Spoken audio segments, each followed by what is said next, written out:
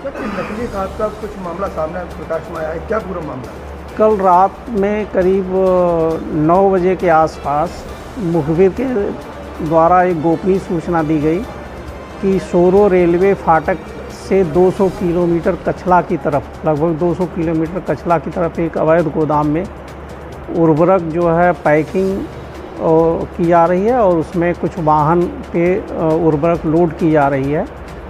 तो उसके क्रम में निरीक्षण किया गया, जिसमें उप जिलाधिकारी कासगंज, तहसीलदार कासगंज और पुलिस की टीम थी साथ में, और हमारे कार्यालय की टीम थी, उनके द्वारा छापा मारा गया।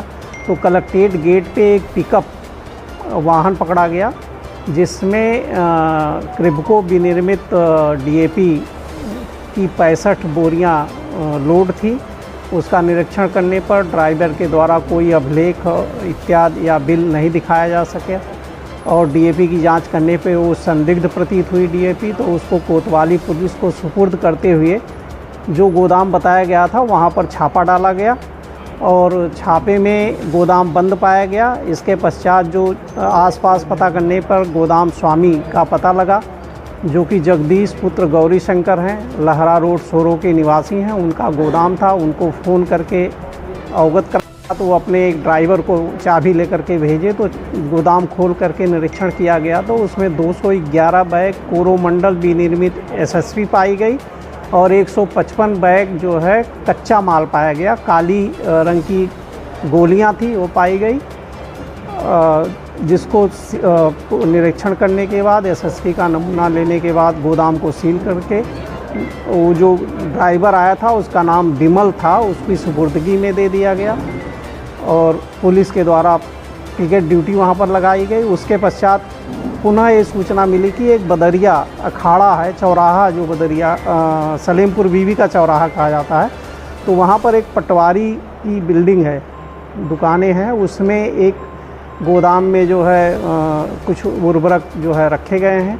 तो वहाँ पर जाया गया तो निरीक्षण करने पर कुछ संदिग्ध स्थिति प्रतीत हुई। चूँकि गोदाम बंद था तो उस गोदाम को भी सील कर दिया गया।